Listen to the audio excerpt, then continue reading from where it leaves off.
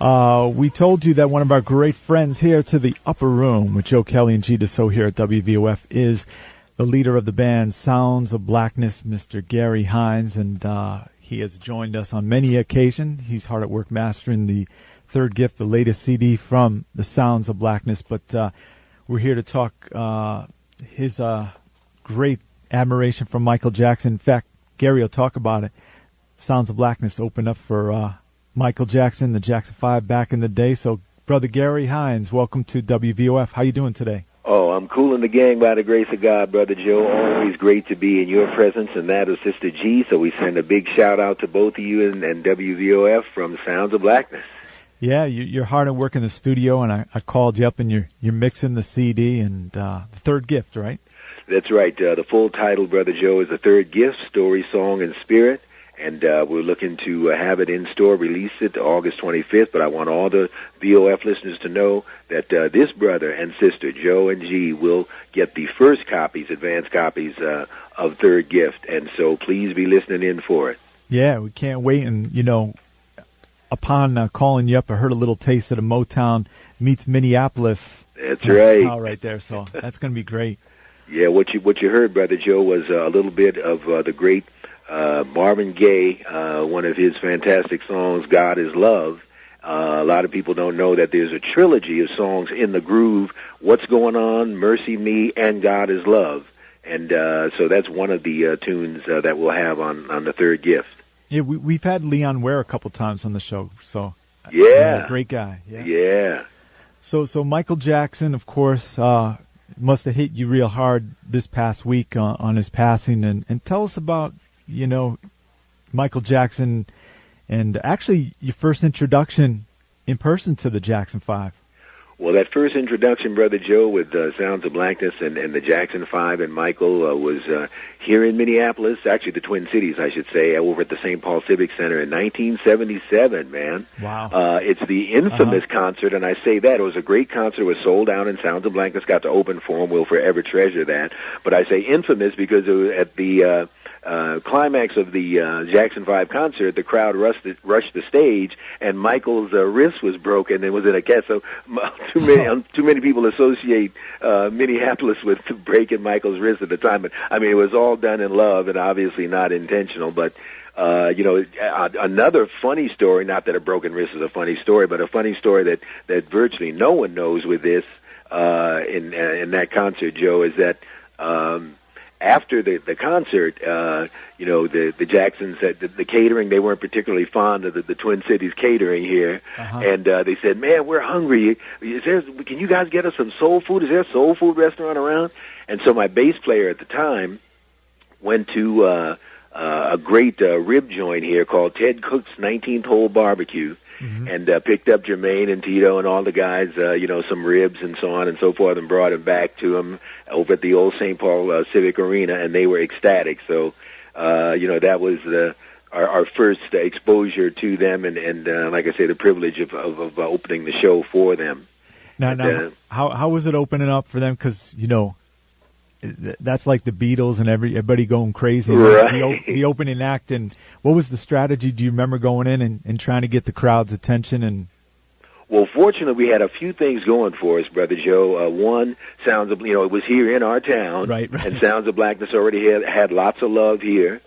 We did, as I recall, like about a 20-25 minute set, which for a group as huge as the Jacksons were, that's not a bad amount of time at all. So the audience, and what else we had going for us is that the frequently when you're an opening act, that the crowd's not all there yet. Every seat was already full. I mean, so we had the crowd. People were ready to go, and they were familiar with us, and we hit them, right away with some of our best stuff and got a great response and all that kind of thing. So we're forever grateful for that. Now, you're associated with, of course, the Minneapolis sound and been out there for so long and still going strong. The Motown sound, and specifically the Jackson 5 and Michael, did you take pointers and put it into where you guys were progressing through the years? Oh, absolutely, Brother Joe. I mean, in fact, one of the additional ironies and tragedies of Michael's sudden and tragic passing is that, as I know you and Sister G well know, this 2009 is the 50th anniversary celebration year, for Motown Records, and of course, the Jacksons and Michael, represent one of the pinnacles of among many stars on the and in the Motown legacy, and it's impossible to have done any music by any artist, much less Sounds of Blackness and including Sounds of Blackness in this day and time, and not have had the influence of the Jacksons and Marvin Gaye, who I mentioned a moment ago, that we're doing is covering Stevie Wonder and Smokey Robinson and on and on and on. So absolutely, they are in the mix and will continue to be, and you'll hear that on this next record as well. How about with your peers in the music industry and conversations since Michael's passing? Give us a feel how you guys are taking it and what's been going on.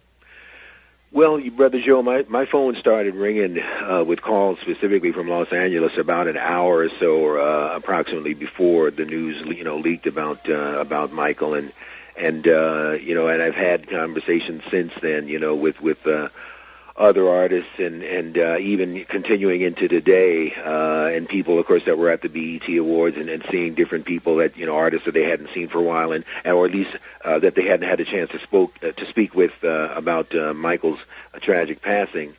And it seems to be pretty unanimous, Brother Joe, that everybody, or at least the majority of us, are still in the shock phase, and that's kind of transitioning from the shock to the heartbreak phase, kind of thing. So still in shock. It still seems unreal, surreal, however you want to put it, kind of thing.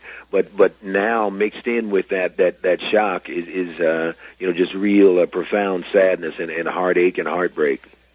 So you caught a bunch of the BET Awards. I know you go out to L.A. often. Did you catch any of the show last night?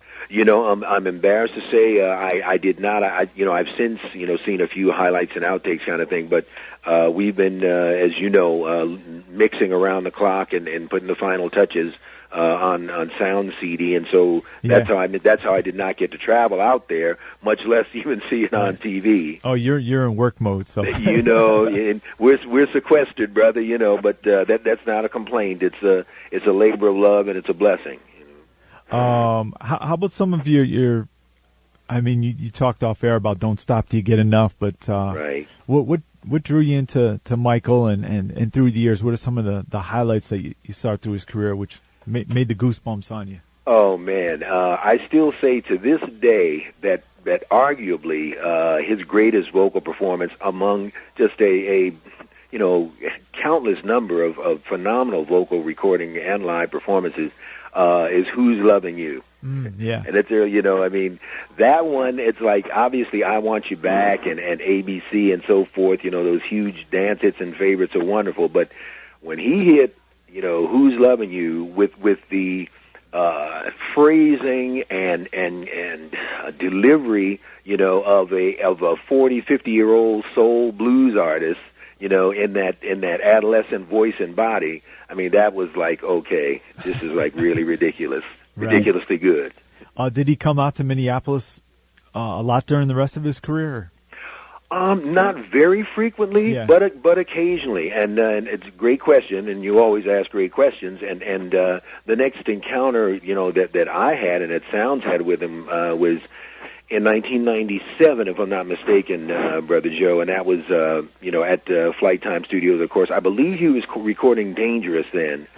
And he was here, specifically again out at Flight Time Studios with Jimmy Jam and Terry Lewis, and he had, basically blocked out the whole studio, all four studios in Flight Time, for 2-3 weeks kind of thing. And so that was, a reconnection of sorts. Although he, at the time, of course, was the one sequestered and in the cave, doing the production on the record on his record at that time. If you just tuned in, Gary Hines of Sounds of Blackness, the leader of one of the long-standing great bands coming out of the Twin Cities and still making home there and working out of there. He's reminiscing with us about Michael Jackson and opening up for the Jackson 5 way back in the day. You're listening to WVOF. We're with you until 10 o'clock tonight, encouraging you to participate. We've got a lot of requests and people instant messaging us. The Jacksons and Michael, the videos. I know you guys have made some great videos over the year that still get airplay on your channels. Thank you so much. how about when, your record came out and you guys were making videos in that era what was it like, the record companies and you guys choosing the videos, and tell us some of the process with that and how did that go? Because Michael was the king of video. The king of video, absolutely. As James Brown would say, the undisputed king, right? Right. Yeah, absolutely. Well, it was a really dynamic process, Brother Joe, and, at the time, Sounds of Blackness were the first act signed to, as you know, Jimmy Jam and Terry Lewis's Perspective Records label, which the parent label for that was A&M Records, Herb Alpert and Jerry Moss, and Polygram Distribution. And I mention all of those entities just by way of answering your question to say that all of those components were in the mix, and it was a really collaborative process is probably the best word, between artists and label and parent label and distributor and video director, and we really to this day are thankful and appreciative of the amount of input that we were able to have into that. And of course, Michael, as you mentioned, alluded to earlier, really set the standard, for videos. So something we would all try to aspire to, such as we could. And of course, Michael's videos all over TV over the weekend, and rediscovering a lot of the greatness that we may have forgotten over the past few years. But right, yeah. I agree, man, and I tell you of one of the ongoing discussions I had. You asked a few moments ago about discussions with other artists and that kind of thing, but from the Jackson family, most recently, and who we're closest to actually is Janet, and so of course we're feeling extra. I mean, obviously it's just tremendous grief for the entire family, but really of course feeling for Mom and Dad, and especially Mom, and then for Janet, like I say, who we're closest to. And in terms of Janet and Sounds of Blackness, when Janet was working, going even back to the Control record, and Jimmy Jam and Terry would bring her to Sounds of Blackness concerts. And in fact, a lot of people get this story mixed up. They say, did Janet discover Sounds of Blackness? And keep Janet's name in the mix, and it gets a little mixed up. But what happened was that, just briefly, is that Jimmy and Terry would bring her to Sounds of Blackness concerts, and one in particular that they brought her to our Martin Luther King concert at the Ordway Theater here in St. Paul.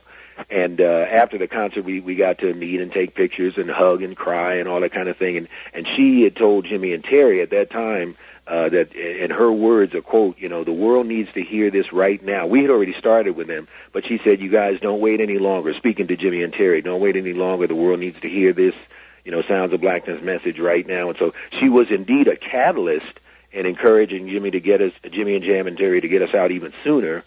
And we would see her in other cities at other shows and all that kind of thing. So that relationship was ongoing, and so we really, really love her and feel for her. Yeah, and she came out at the end of the BET Awards and looked beautiful. Yeah. Tough times, yeah.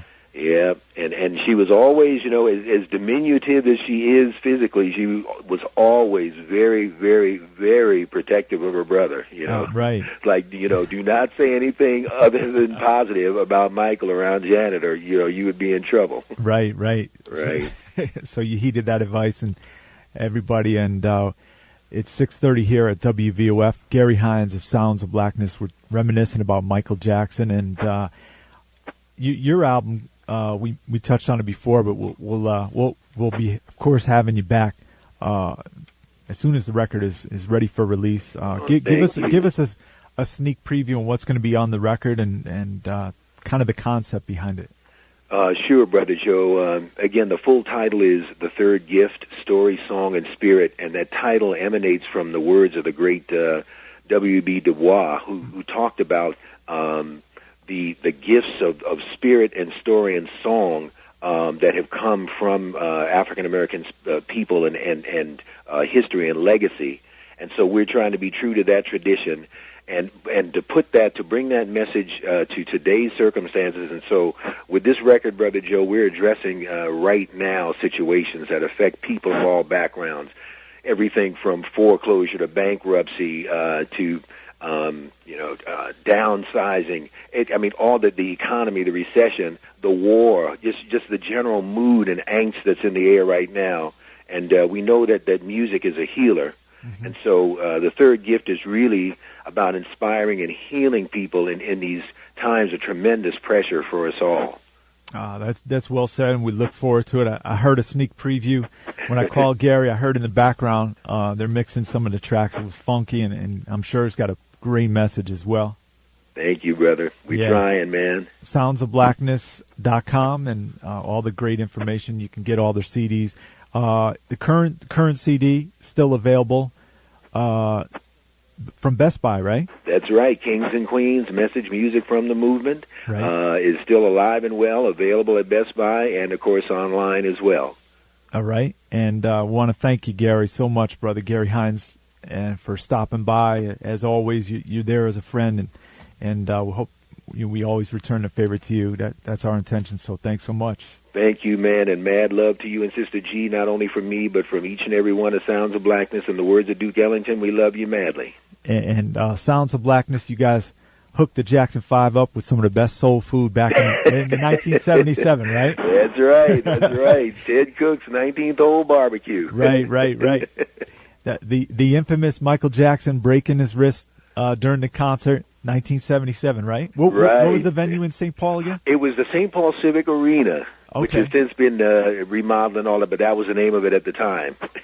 Right. So great to reminisce, and we interrupted Don't Stop Till You Get Enough. We're going to play a mega mix right now from Michael Jackson, which I'm sure includes a bit of that song. So thanks so much, Gary. Thank you, my brother. God bless. Love you, man.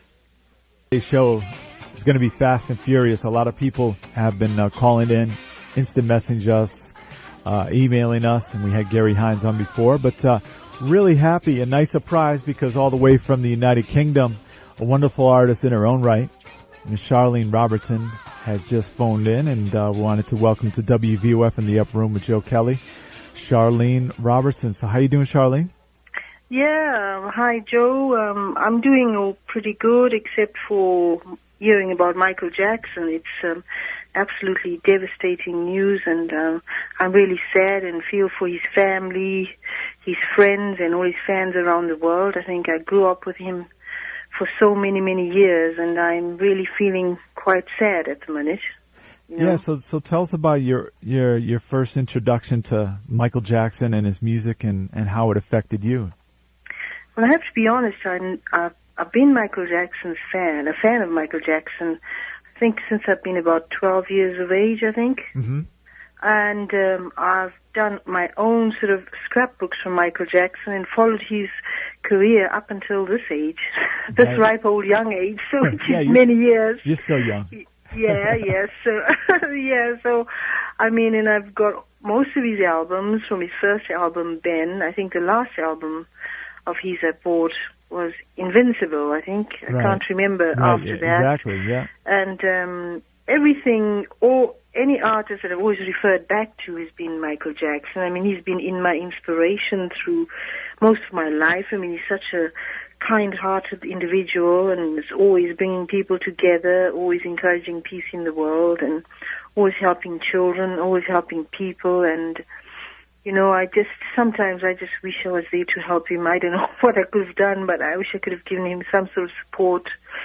And I think about how he died and what the newspapers are saying, and I feel really, really, really, really heartbroken. And you know, I just wish we were all there to have just picked him up somehow, or just if we could have done something to save his life, or I just don't know what we could have done. But I'm really feeling the way his family are feeling, and I'm sure the way all his many fans are feeling. And there's so many of his songs that I love, and he's inspired me as well in, you know, as an artist in my own right. I mean, as I said, we've all drawn a bit from his sort of work that he's done, although I'm a little bit more acoustic and more world and rhythm and a mixture of both, you know, of the Western world and all around the world. And I really, really, you know, admire him and his brothers, as a matter of fact, and the Jackson 5. And, you know,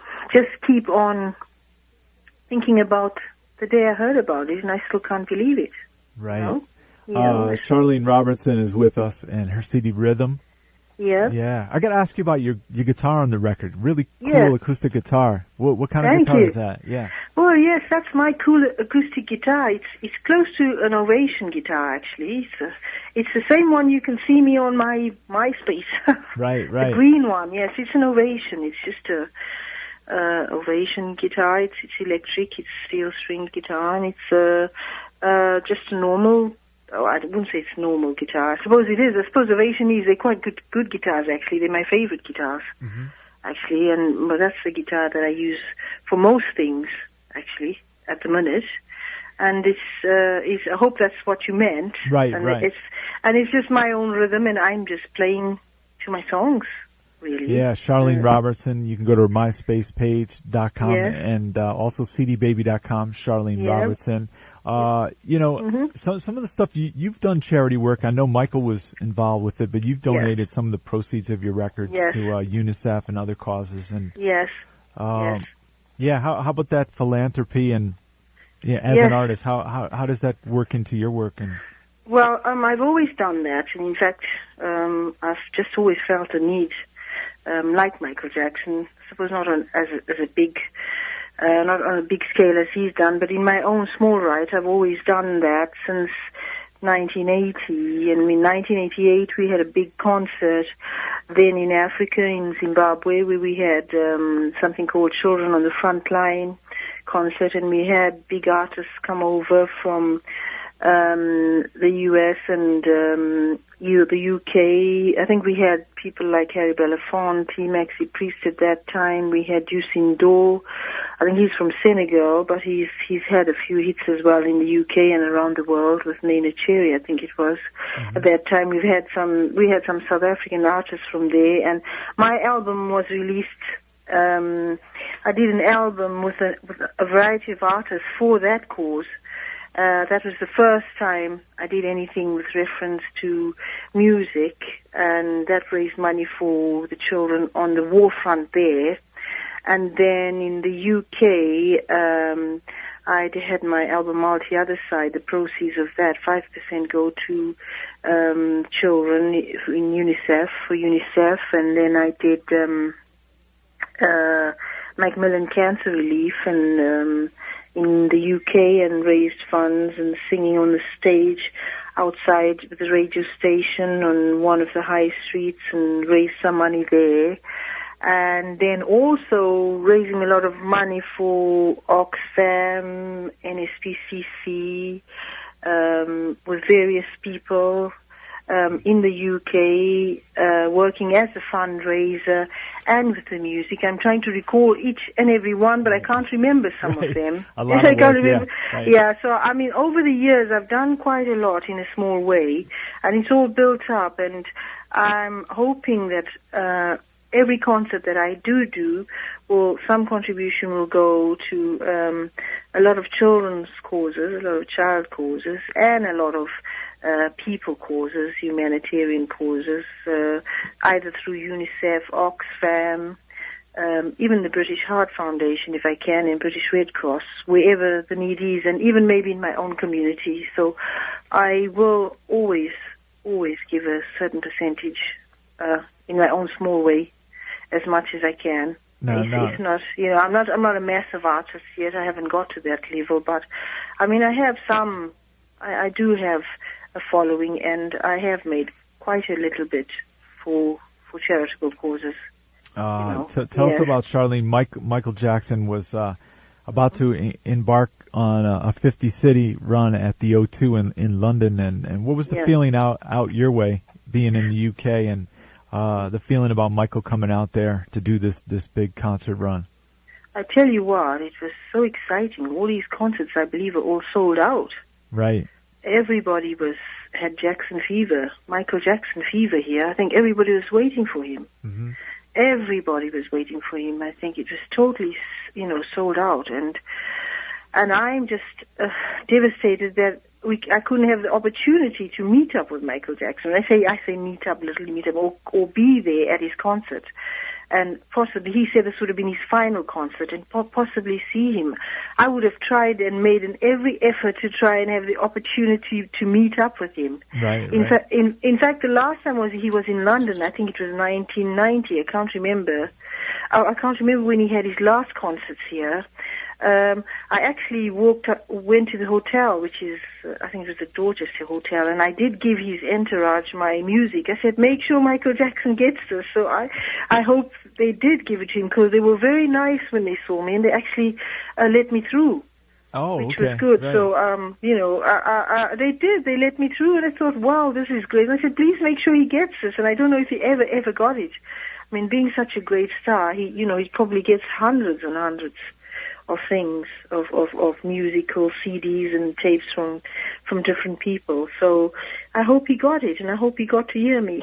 Right. So hey, that would be something special. So you never know. Yeah. Yeah. Yes, I hope so. I mean, that would be my dream to sing with Michael Jackson, or to have him listen to my work, or to raise money with him for kids and for various causes. I've always done that throughout my life since I was a small child, actually, in every way. So always. So it's a real nice surprise, Charlene Robertson, who phoning in from the UK, and really want to thank you so much, and encourage our listeners to discover Charlene Robertson's music, which we've been playing here on the Upper Room. Yeah. You can go to myspace.com/Charlene Robertson. Yep. And also cdbaby.com. Oh, yep. Her 2 CDs are up there. Yep. And we'll hope to have you on the show at a later point. And thanks for reminiscing on how Michael Jackson has affected you and your music. Thank you. So we're going to go out with, right now, we're going to play something which is kind of apropos to what we talked about. It's called the Earth Song. From Michael Jackson. Okay. And thanks so much, Charlene Robertson. Thank you so much, Joe Kelley. It's been a privilege to have managed to get through to you and celebrate the life and work of Michael Jackson today. Our special thanks to Charlene Robertson once again for phoning in all the way from the UK. And also want to say hello to G DeSoe.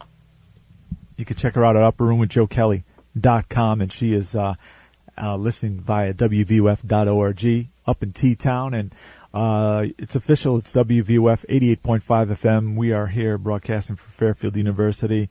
Our usual spot here, Monday, 6 p.m. until 10 p.m. This is a celebration of Mr. Michael Jackson and his music. Want to say hello to Soul Sister #1, Robin, and also all the girls and Sonny, and everybody's doing well over in T-Town as well. So right now, before I introduce our next guest, got to tell you, Lady Beth and Unity Groove, great jazz show, 10 a.m. until 12 noon on Wednesdays. So right now we want to introduce my dear friend. He's the funkiest brother I know, and he's down with me all these years, and we got each other's back, and we welcome once again the Electric Man. What's up, Hello, Electric Joe. Man? You hear me all right? Brother, I can hear you. How you doing? It's good to talk with you as always. Yeah. I'm sending my peace, love, and respect to you and G Money.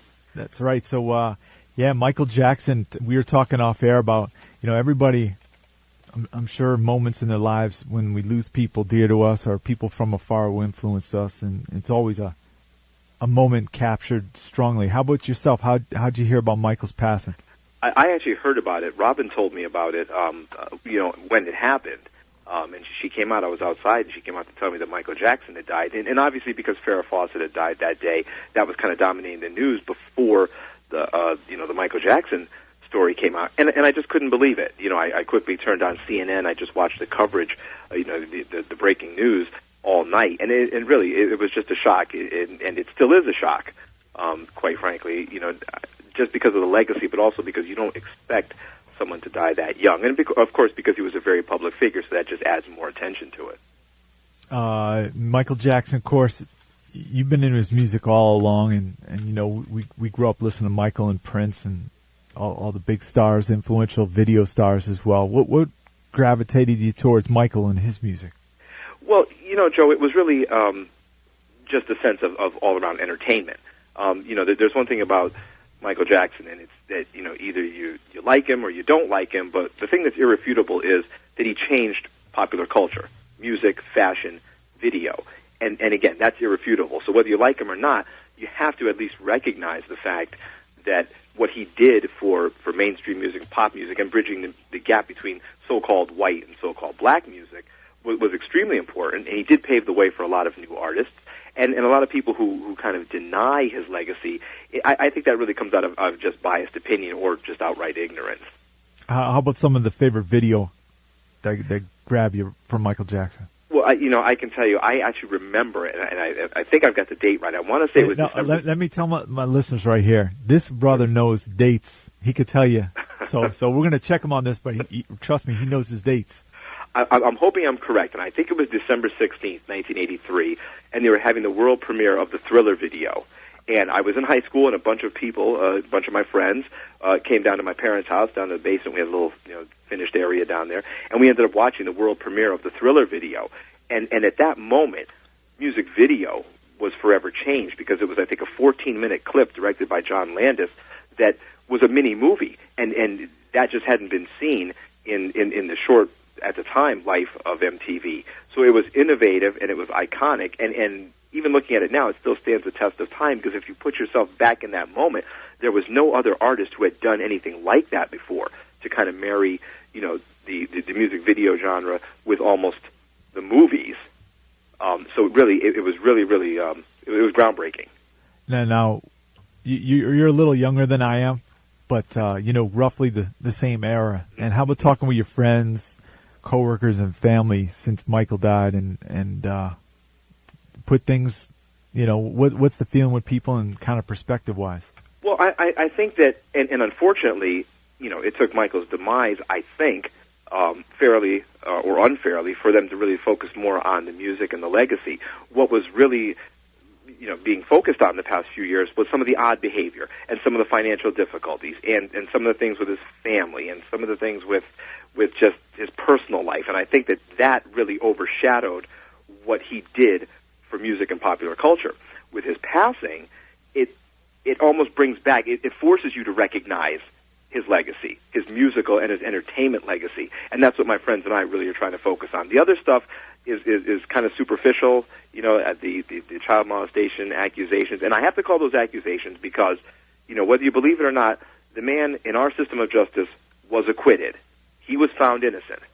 So if we're to have faith in our government, then we have to look at him as being acquitted, and we just move on from there. But thankfully, if there's one good thing that comes out of his passing, if there can be one good thing coming out of Michael Jackson's passing, is that the emphasis now needs to be on the legacy and the music and what he's done to change popular culture. The Electric Man is joining us here as we pay tribute to Mr. Michael Jackson. And, you were telling me before cool experience when we were down in New York going to see The Time in New York, and why don't you relate that? Sure. Back in 1997, we were at Tramps, the I think legendary music club in New York City, waiting for Morris Day and The Time to perform. And there were some delays. I'm not sure if the band was late getting to the venue. And there was a great DJ there at the time, DJ Cool Marv, and he was just spinning the hits, trying to keep the crowd engaged during the long delay. I think there were some technical delays going on as well. And I remember at one point, either a song or two before the group came on, he dropped Don't Stop Till You Get Enough. And I think that if you were around when that song came out, when the album Off the Wall came out in 1979, you kind of remember where you were. You kind of remember, we had a sense, I think, of what Michael was going to be. And when the song came on in that club, I just remember looking around, and the club was packed. There was a few hundred people in there. And when the song came on, I remember everybody just throwing up their hands and just partying. Mm-hmm. And for me, it was a defining moment because I've always been an admirer of Michael Jackson and his talent. I wasn't fanatic about it, but I just realized at that point, I think I described it as a slice of old school heaven when the DJ put that on, because it was just like taking you back to junior high school, when, at least for me, and I'm sure for you. And it was a lot of people partying, a lot of people dancing, black, white, just all different races, male and female. And I remember that song coming on, and it was just, quite frankly, it was a joyous time. Yeah, good to talk about that. And of course, we still got his music. I'm sure a lot of things will be released in future times. Sure, absolutely. Out of his own vault. The Electric Man, as always, great to have him on the show. And what you been doing lately? Well, I'm actually just trying to, take care of the family and just be responsible, and obviously keep up on what's going on, with the news stories and what's happening with Michael Jackson. And, I just encourage people not to believe everything they read at face value at first. Give the Jackson family some respect, because what we also can't forget is that the family lost a brother, and they lost a son, and they lost a human being. And more than, the white glove, and more than, the icon, this was a man, and this was a man who was loved by his family. And I think that's what we need to focus on. That's actually what I'm focusing on now. And I do give my love and respect to the Jackson family during this difficult time. All right, so well said by the Electric Man, and he has chosen one of his favorite songs. Features Michael and Saida Garrett. Just Can't Stop Loving You. What do you like about this song? It's just a great romantic love song, and it kind of makes you forget about everything else. Again, the oddities and the rumors and the speculation. And if you just listen to the voice and listen to the music, put it on with your lady, and just celebrate.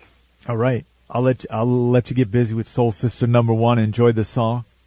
Well, I sure appreciate you having me on, Joe. Yeah, thanks, Electric Man. Just Can't Stop Loving You, Michael Jackson, and Saida Garrett, who also wrote Human Nature.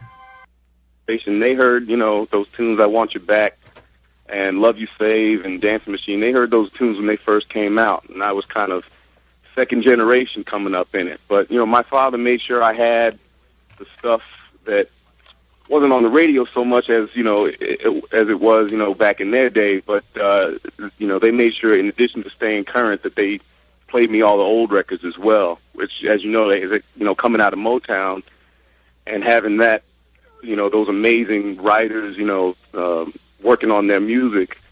And Michael's voice, I guess, was really the first thing, like a lot of people, that you recognize on those tunes. I mean, apart from the fact that they were great tunes, it was just this young, incredible. I mean, I don't know if I believe in miracles, Joe, but I got to tell you, thinking about that young voice, it's miraculous. I mean, to this day, they called him a 40-year-old midget, and that's exactly what he was. He could out-sing any soul singer out there at 10 years old. And it was phenomenal to hear it the first time as a kid, instantly relatable because, he was my age then, and then, of course, making the connection from that, or bridging from that to, I guess, Off the Wall, which was, you talk about coming from Motown, jumping out of the frying pan and into the fire. You step out of Motown and you hit Quincy Jones and Rod Temperton from Heat Wave, and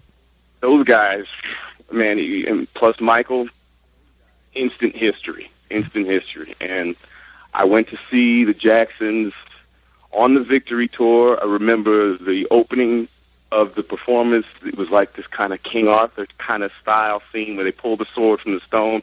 It was a trip, being a young kid and seeing that, and Michael was up there popping and locking during Billie Jean, and it was like, man, this guy is the biggest star in the world, but he's got his ear to the street like that and is moving right along with us and staying ahead of us in some ways. So what a loss, but what a legacy at the same time. We have all this music here to celebrate and stick with us for forever. So that show was it at Madison Square Garden?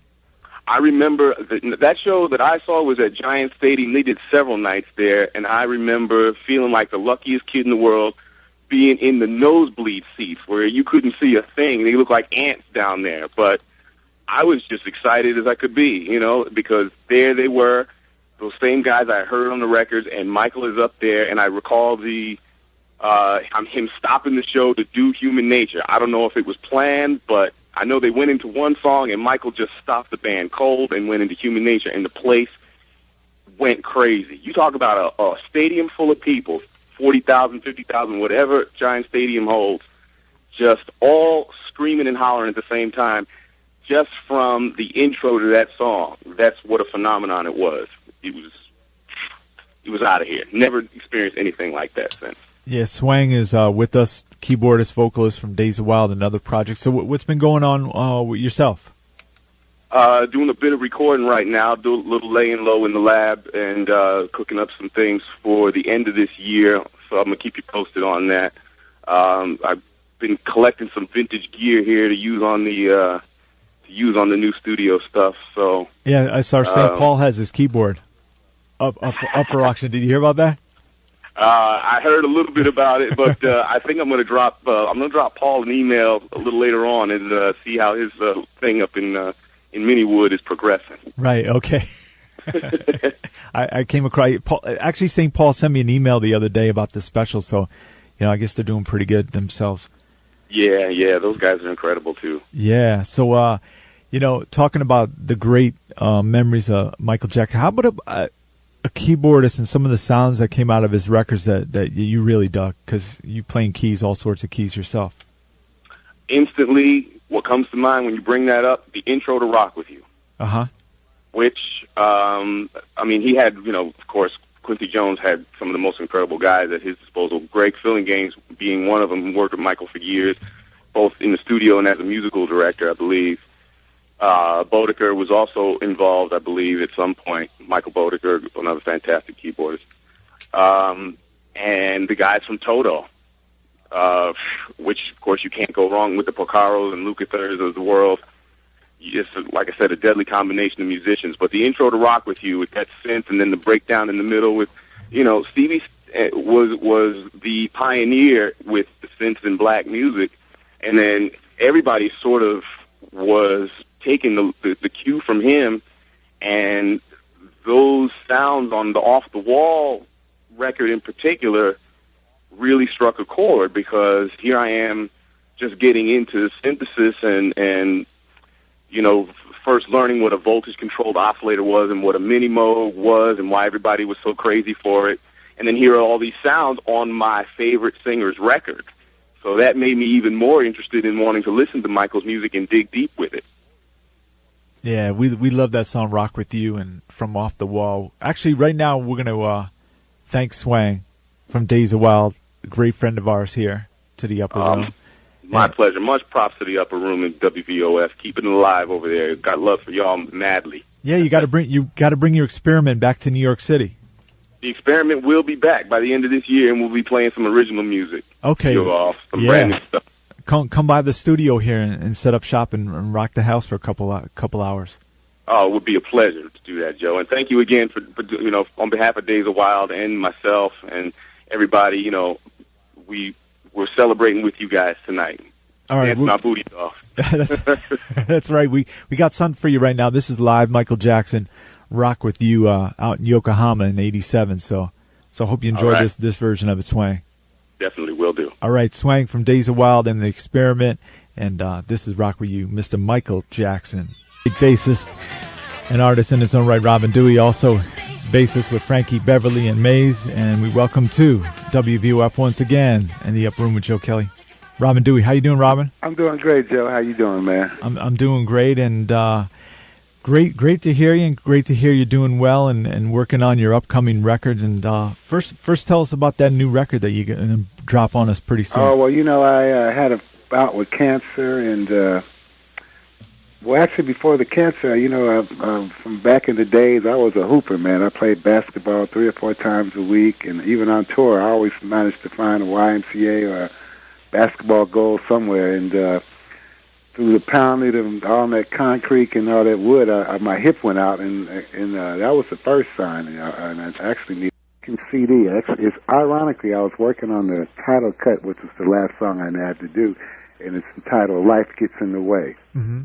So it kind of got in my way, but I'm good now. I've been through chemo and all that kind of stuff, and the cancer's gone. And I'm just happy to be here to talk about it, man. It's kind of my little personal testimony, you know what I mean?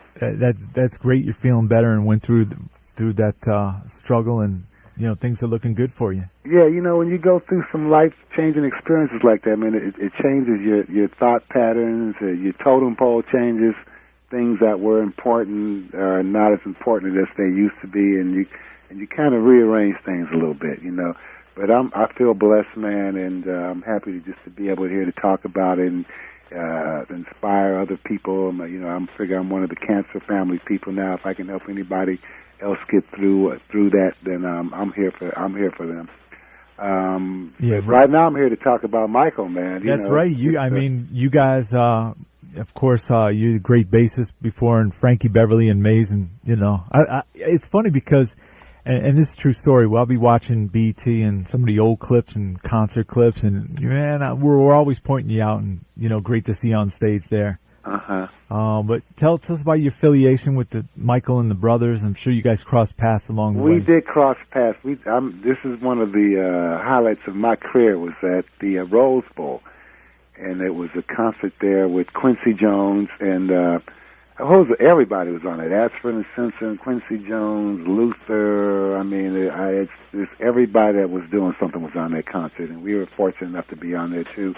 And Quincy brought all his people, Michael, James, Ingram, Patty Austin, and man, the show was phenomenal. I didn't actually get a chance to meet Michael in person, but just to be in the energy of that was just amazing. But I mean, it was just, and I did get a chance to see the show. He was an amazing artist. Mike, I've talked about this with other people. There are artists that are innovators. There are artists that kind of bite on other people's stuff. There are trendsetters. Michael was always an innovator. He was a trendsetter, not a trend follower. Mm-hmm. He was one of those special artists that don't come along every often. You get it. I mean, Michael Jordan was the guy in basketball. Michael was the guy. And I know. I'm a New York Knicks fan. I felt the pain of Michael Jordan many times. But we're lucky to live in a time of our life that we do have these people, because they don't come along very often. Right. And so we lost a great one there. I feel for his family. I was watching the BT Awards last night, right. And I thought it was pretty big of Janet to get up there in this time of her sorrows, and just to be able to express what she had to say. You know what I mean? I thought that was real big, because she didn't have to do that. Right. Yeah. It was great to see her, and I guess she's back working with Jimmy and Terry. I'm told, but I mean, this is just gut wrenching for everybody involved. So, yeah. Well, that's good for her, because I thought they were the best for things for her. Yeah. We just read an email from Sugarfoot Moffett, the drummer with the Jacksons. He couldn't even come on the show. He was so broken up, but he passed on some words to the fans. So. Yeah, I mean, that was a pretty tight family. The band and the dancers, the whole entourage, man. Because they spent a lot of time together. They rehearsed for months, so they got close. You know what I mean? And it's just like losing one of your own personal family members. When you lose somebody like that, and it was a shock when I heard. I couldn't believe it. Right. I couldn't believe that Michael Jackson had died. It was just, I know we all got to go sometime, but, and he was so young, man, I know he had his troubles, and I'm a little angered by what the media is doing a little bit, you know what I mean? But that's the media, that's what they do, and they've done that with everybody. But I think we need to celebrate him more of what he did for us than the little stuff that happened. Everybody got stuff in their life. Right. But his contribution to us, man, to the people, to the world. I mean, he was in the Guinness Book of World Records for being the most, for giving the most to charity out of anybody. I mean, they don't talk about that. I mean? Yeah. He really gave a lot of himself on stage and off stage. So. And speaking of the music industry, the amount of records he sold at that time. Phenomenal. Probably never going to happen again the way things are set up. And I don't think some circles try and put him, they try and compare him to Elvis Presley. He was so much above Elvis to me. Yeah. He just crossed, not doubting Elvis at all, but he crossed so many generations and color gaps, and he just bridged it all. He was phenomenal. He was just phenomenal. And like I say, he set trends that all these young artists now, you see Michael in them. Mm-hmm. From Usher to Genuine to Justin Timberland, they're all Michael Jackson clones. Right. And I'm sure, when you were with Frankie, Beverly, and Mays, and you guys were one of the top bands performing around, and still, the fellas, they still go out and tour. Yeah.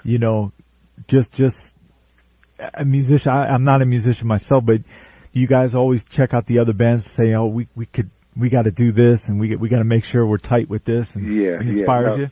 Yeah. Oh, yeah. No, We like athletes. It's competition. You know, Right. it's fun, but it's a fun competition. And you know? I've been backstage watching bands comment on other bands, so I know you guys take your jabs at each other. Oh yeah, it's like, no, we're gonna kill them tonight. You know, Right. we gonna, you know, and that's what motivates you. You know, if the other band gets the crowd going, that's great for the show and everything. But as far as the band, now every band wants to be the one that's talked about after the show. You know Right. what I mean? I remember a show we did at Madison Square Garden with us and Earth, Wind and Fire, and I think we just blew them away that night. You know what I mean? And it was. And that goes all across country, you know what I mean? Mm-hmm. And so that's what bands look for, you know. I mean, we all love each other because we're all out there doing the same thing. But yeah, I mean, it's friendly competition, you know what I mean? Yeah, so it's great that you survived your cancer battle, and yeah, I feel blessed, man. There was a lot of people in my corner. My wife, she just really was just there for me 24 hours a day. Yeah, we just talked to your wife off air. Yeah. Yeah, and I mean, there were churches that prayed for me, man. You know, it's funny because during that time, I was really humbled, man, because people came by, people offered money, food, their time. It was just a really humbling experience. You know, I've grown a lot from that. I must say.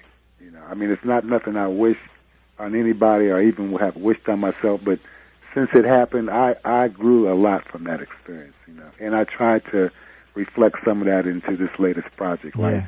You know. And what's the name of the record again? The record is called Life. Okay. Yeah. And RobinDuhe.com.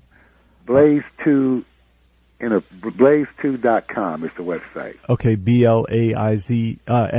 Right, BLAISETWO.com. And Robin Duhe, DUHE, great bassist, and we've had him on the show before, and you know we'll have you as soon as the record is ready to drop, man. I can't wait. Oh, great, man! I'm excited about this one. It shows growth, and it shows the first one was the first one. You know, it's like all the stuff you've been holding inside you. You know, just spill it out. But the second one is a little more organized, a little more planned. It's a little more in a direction, and we're very proud of it. You know. All right, so contact us as soon as it's ready to go, and man, we'll invite you back on. You're still in California, right? Yeah, we're still in Northern California. Yeah. Oh, okay, that's cool. Yeah. So thanks for the great surprise, and please say hello to your wife, and we wish you continued great health. And we know you're not on the court playing ball. No, my but hoop days are. I'm a watcher now. Yeah, that's right. You're gonna watch it, and man, can't wait for that new record called Life, Robin Duhe. Thanks so much, brother. Great, right on, Rob. Right on, Joe. I'm sorry. Okay, no problem. All right, we'll continue along. This is Michael Jackson and Paul McCartney. Poppadollabill, yes, the legendary funkster Billy Nichols has just phoned in, and he's doing great. He's got a great new CD, which we've been playing here on the Upper Room. But how you doing, Poppadollabill? Hey, I'm doing fine, Joe. Yeah, Just of course. fine. Yeah, of course. The great new record, dropping us all that funky R&B music, and we've been featuring it here on the Upper Room. And tell us the latest on the record. Okay, well, what's happening with Same Game? That's the name of it. Yeah. Same Game, yeah. Well, I got it out around, basically, we have, the internet thing going, Mm-hmm. That's basically what's happening. Just trying to push it, just trying to keep going, that's it. Yeah, of course. You're still out of New York, right? Yes. Yeah, working hard, and yeah. Tell us about Michael Jackson. How his music affected you, and you guys crossed paths along the way with the BT Express? I never ran into Michael. I really never met him in person, but I did because when I was at Motown, the years that I came down a little bit ahead of him, Mm-hmm. So, but I love Michael's music. I mean, I love it. I love I love practically everything he did. I can't even think of a favorite. I mean, I like so many of his songs. Right. I can name 3 or 4, well, not 3 or 4, 8 or 9 of songs that I really love, by him. And I'm sure he's going to be, it's really going to be a void there, where he left a void, I think. Yeah, big time. And yeah, I don't think anybody feel that anytime soon. Right. Going back to those Motown days and songwriting out there, take us back to how things worked over up in Detroit. Well, when I got out of Detroit, it was in the early 60s, around 63, 64 it was. And back then, I was just struggling trying to play my instrument, the guitar. I was trying to get in some kind of way to... as a matter of fact, when I got to Detroit, Motown, I didn't care where I went. I just wanted to be in music, okay? That was my main thing. Right. But by a series of events and gigs here and there, and I met up with different people, and I met up with the Spinners, and basically that's how I kind of got in with Motown, through the Spinners, Billy Henderson, as a matter of fact. And the new record from Poppadollabill, Same Game. It's got the great music on there, and we've been playing Sexy Bones and Roll With Me. Oh yeah, okay, yeah, Sexy Bone Roll, yeah. You know, in my building, the doorman, he surprised me. One day I walked in, he's blasting. Oh, really? Yeah, he's blasting my CD, and he loves Roll With Me. Oh, okay. Yeah, he's got great taste too. Yeah.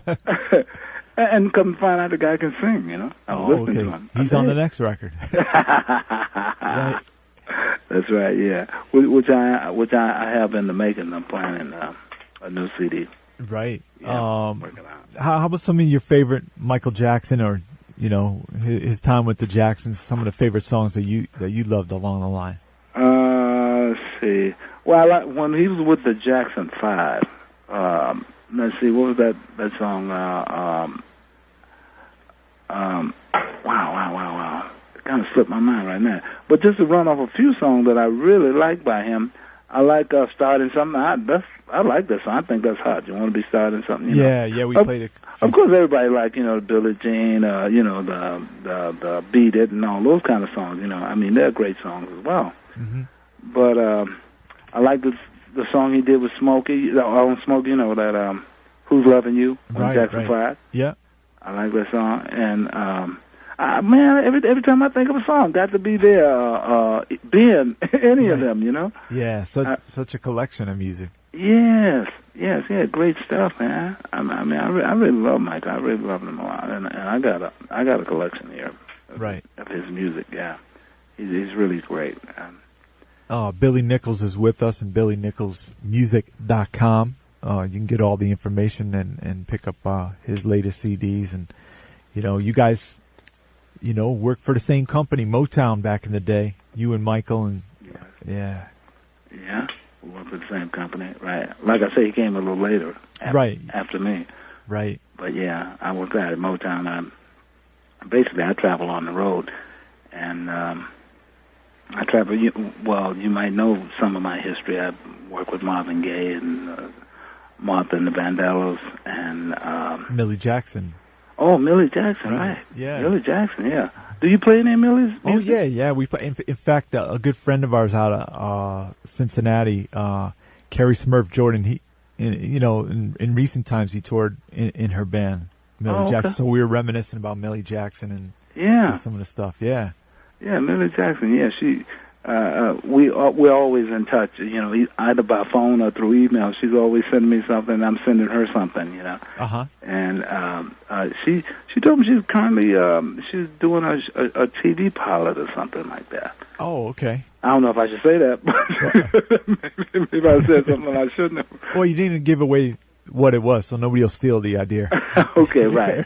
I think she told me she's going to do a special or something. Right. Yeah, I want to channel. So. Yeah, so we got to thank you. What a great surprise, man! It's always great to hear from Billy Nichols, Poppadollabill. Yeah. And definitely pick up Same Game. Same Game. Yeah. It's available at cdbaby.com. Yeah. Poppadollabill, Billy Nichols, BillyNicholsMusic.com, and we'll have you on at a later date to talk at length about Same Game and get that funky edginess to it, sexiness, and all that great stuff happening. And you got to talk about longevity. It's great to hear. We just heard from Robin Duhe, the bassist, formerly of Frankie, Beverly, and Mays, phoned in. And, okay. You guys are still at your craft and making great music. So. Yeah. Yeah. Oh yeah. this is it for me. You know, I plan to do this until I can't. Yeah, that's right. That's So we're going to get into some more music from the Jacksons' Heartbreak Hotel. Mm, And, okay. yeah. Thanks so Yeah. much, Billy. Okay, Joe. All right. Take care, brother. Okay.